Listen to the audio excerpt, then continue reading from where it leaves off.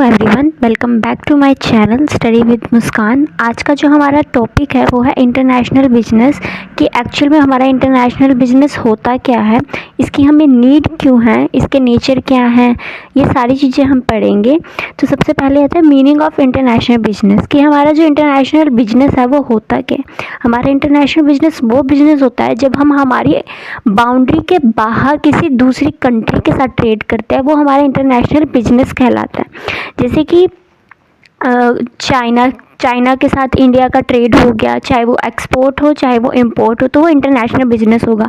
अगर यूएस के साथ हो रहा है, नेपाल के साथ, मतलब जो आउट ऑफ बाउंड्री है, मतलब इंडिया की बाउंड्री के बाहर अगर हम किसी भी देश के साथ हमारा कोई भी ट्रेड कर रहे हैं, तो वो इंटरनेशनल बिजनेस या इंटरनेशनल ट्रेड कहलाया जाता है। तो इंटरनेशनल बिजनेस जो है वो बहुत फास्ट तरीके से रैपिडली ग्रो कर रहा है, और ये क्या करता है कि हर एक कंट्री की इकोनॉमी को भी बूस्ट करता है। और इंटरनेशनल बिजनेस जो है वो बहुत मेजर पार्ट है किसी भी कंट्री के अंदर, क्योंकि इसके बिना हमारी जो इकोनॉमी है वो जल्दी ग्रोथ नहीं कर पाती है। जो इंटरनेशनल बिजनेस है ये इन्वॉल्व करता है सारी कमर्शियल एक्टिविटीज़ को, जो कि क्रॉस नेशनल बाउंड्रीज़ के अंदर होती हैं। और इसकी डेवलपमेंट से क्या होता है कि ट्रांसपोर्टेशन, कम्युनिकेशन और जो डिस्टेंस है वो कम हो जाता है बाकी कंट्रीज़ के साथ। कि हमें पता है कि जो हमारा इंटरनेशनल बिजनेस है वो बहुत तेज़ी से ग्रो कर रहा है, और जो नेशंस हैं वो एक सेम मतलब ग्लोबल विलेज जैसा बना है, मतलब प्रॉपर एक प्लेटफॉर्म मिल गया उनको ग्लोबली ट्रेड करने का।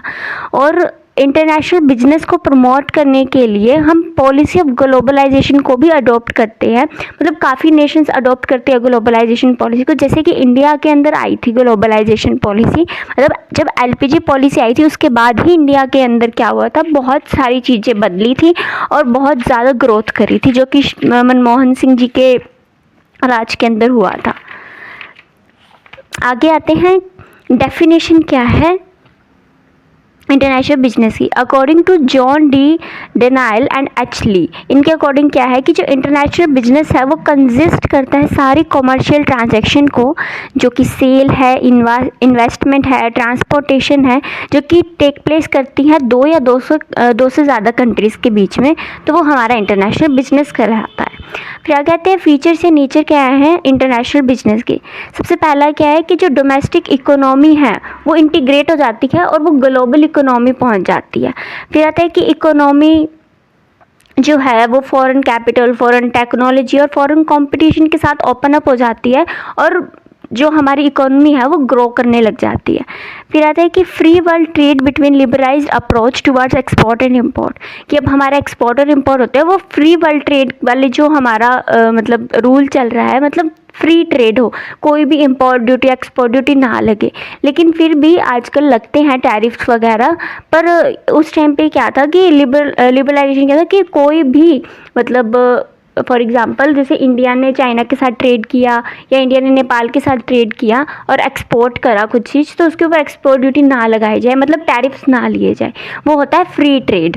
फिर आता है एक्सपेंशन ऑफ मल्टीनेशनल कॉरपोरेशन, कि अब जैसे क्या होता है कि जो मल्टीनेशनल कॉरपोरेशंस होती है, मतलब कि जो दूसरी कंट्रीज़ है, जैसे कि अमेरिका है, वो इंडिया में आती है और इंडिया में प्रॉपर एक नया बिजनेस चालू करती है, जिसको हम फॉरेन डायरेक्ट इन्वेस्टमेंट भी बोलते हैं, कि वो अपना प्रॉपर एक ब्रांच खोल देती है। वो एमएनसीज होती हैं, मतलब मल्टीनेशनल कंपनीज होती हैं, तो उनका भी एक्सपेंशन होता है इसके थ्रू। और इसके अंदर क्या होता है कि जैसे मैकडॉनल्ड्स है, ये सारे क्या है ब्रांचेज हैं, तो उसके अंदर क्या होता है कि हर जगह ये खुलती है, तो वो मल्टीनेशनल कंपनी की तरह वर्क करती है।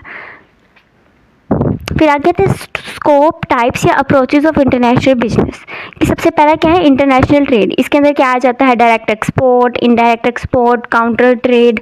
काउंटर ट्रेड को हम बार्टर सिस्टम भी कह देते हैं। इसके अंदर क्या होता है कि एक कंट्री दूसरी कंट्री के साथ एक्सपोर्ट करते हैं, मतलब जो हमने प्रोडक्शन किया वो हमारे पास सरप्लस है, मतलब बहुत ज़्यादा है, तो एक कंट्री क्या करती है वो ट्रेड करती है दूसरी कंट्री के साथ, उसको एक्सपोर्ट कर देती है और दूसरी कंट्री उसको इंपोर्ट कर लेती है, वो हमारा इंटरनेशनल ट्रेड हो जाता है। वो डायरेक्ट एक्सपोर्ट भी हो सकता है, वो इनडायरेक्ट एक्सपोर्ट भी हो सकता है।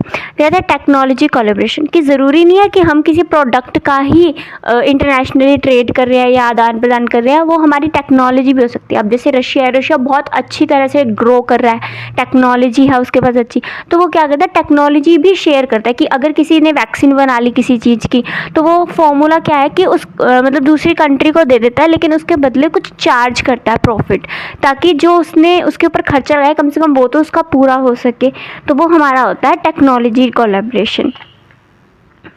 फिर आता है इंटरनेशनल इन्वेस्टमेंट। इंटरनेशनल इन्वेस्टमेंट के अंदर क्या होता है कि जो होस्ट नेशन है वो अपना प्रॉपर बिजनेस ही सेटअप कर देती है, या तो वो पूरा का पूरा कर सकती है या पार्शली भी कर सकती है। इसके अंदर क्या होता है कि जो इंटरनेशनल अडॉप्ट किया जाता है पेरेंट कंपनी के द्वारा, उसके पास बहुत ज़्यादा ह्यूज फंड होते हैं, उसके पास मैनेजमेंट में एक्सपर्टाइज होते हैं, और उसके पास एक रिस्क बेयरिंग कैपेसिटी होती है जो कि उसको हेल्प करती है। अब ये किसी भी फॉर्म में हो सकती है, FDI में हो सकती है, मतलब फॉरेन डायरेक्ट इन्वेस्टमेंट की एक कंपनी आई, प्रॉपर यहाँ पे एक सेटअप करके दिया, प्रॉपर उसने खोला, इन्वेस्टमेंट करी प्रॉपर, वो हमारी FDI होती है। मर्जर्स एंड एक्विजिशन हो सकते हैं। मर्जर्स के अंदर क्या आता है कि एक कंपनी दूसरी कंपनी के साथ मर्ज होकर वर्क करती है, वो हमारी मर्जर्स होते हैं। और स्ट्रेटेजिक अलायंस क्या होता है कि जैसे टेक्नोलॉजी पे वर्क करना, वो सारे स्ट्रेटेजिक अलायंस होते हैं कि दो कंट्री मिलके एक प्रोजेक्ट पे वर्क कर रही है, वो हमारा स्ट्रेटेजिक अलायंस होता है। फिर आगे आते हैं हमारी इंपॉर्टेंस क्या है इंटरनेशनल बिजनेस की। अब हमारी जो इंपॉर्टेंस है वो दो टाइप की हो सकती है, या तो एक्सपोर्ट कंट्री को फ़ायदा होगा या इंपोर्ट कंट्री को फ़ायदा होगा, मतलब दोनों को फ़ायदा तो होगा ही। तो क्या क्या इंपॉर्टेंस है एक्सपोर्ट कंट्री के लिए और इंपोर्ट कंट्री के लिए। सबसे पहले है gains to the exporting country.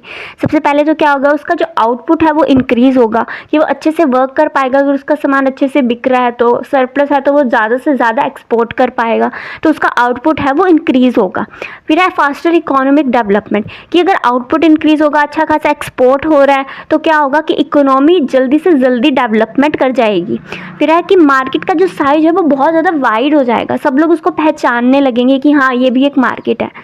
फिर आगे आता है लोअर कॉस्ट, कि क्या होगा कि प्रॉपर ऑप्टिमम यूटिलाइजेशन होगा रिसोर्सेज का, जिसके थ्रू क्या होगा कि जो हमारी कॉस्ट है वो भी कम आएगी। फिर है सेल ऑफ सरप्लस गुड्स, कि इसके अंदर क्या होता है कि अगर एक कंट्री है वो बहुत ज़्यादा ह्यूज आइटम्स बना लेती है, तो जो उसके पास सरप्लस गुड्स पड़े हैं वो सेल भी हो जाते हैं, वो उसके ख़राब नहीं होते पड़े पड़े, तो ये भी एक इंपॉर्टेंस हो जाती है एक्सपोर्टिंग कंट्री के लिए। फिर आता है higher return to factors of production, कि अब जो प्रोडक्शन हो रहा है उसके अंदर बहुत सारे फैक्टर्स इन्वॉल्व होते हैं, रॉ मटेरियल मतलब बाकी सारा कुछ, उसके अंदर हायर रिटर्न मिलने लग जाता है प्रोडक्शन के अंदर, कि हम और ज़्यादा चीज़ें एडअप करके प्रोडक्शन में करने लग जाते हैं कुछ चेंजेस, कि हमारा जो सामान है वो एक्सपोर्ट हो रहा है। फिर आगे आता है इम्पोर्टेंस टू इम्पोर्टिंग कंट्री, की जो इम्पोर्ट कर रही है, अब इम्पोर्ट कर रही है कंट्री, वो उसको क्या होगा कि उसकी जो इकोनॉमिक ग्रोथ है वो हाई हो जाएगी।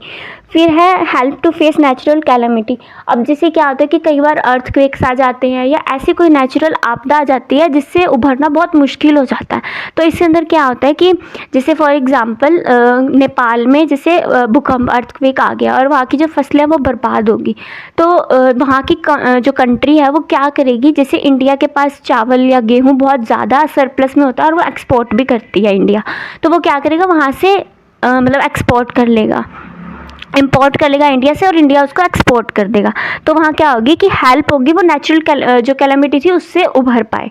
तो फिर आता है वैरायटी ऑफ गुड्स, कि अब क्या होता है कि जैसे इंडिया है, इंडिया के अंदर भी बहुत सारी वैरायटीज़ हैं, अब जापान के भी आइटम्स है, चाइना के भी आइटम्स है, बहुत सारी वैरायटी ऑफ गुड्स आ जाते हैं, और जो हमारा कंज्यूमर है वो क्या उसके पास वैरायटी ऑफ प्रोडक्ट्स है कि वो उनकी उसकी मर्जी है वो कुछ भी खरीद सकता है। फिर आता है opportunity to learn new technology, और ये अपॉर्चुनिटी बन जाती है इम्पोर्टिंग कंट्री के लिए कि वो देखता है कि कैसी कैसी टेक्नोलॉजी आ रही है, न्यू टेक्नोलॉजी को अडॉप्ट करने लगता है। जैसे कि अब रशिया है, रशिया बहुत सारे युद्ध के जो भी हथियार वगैरह होते हैं वो बनाने में एक्सपर्ट है, तो उससे क्या होता है कि बाकी जो भी उससे सामान खरीद रहे हैं उनको भी हेल्प होती है कि कैसे टेक्नोलॉजी का मतलब न्यू टेक्नोलॉजी आ रही है और उनको अपॉर्चुनिटी मिल जाती है। तो ये था हमारा importance of international business. I hope आपको समझ में आया होगा, अगर आया हो तो लाइक करें, शेयर करें और सब्सक्राइब करें। Thank you for watching.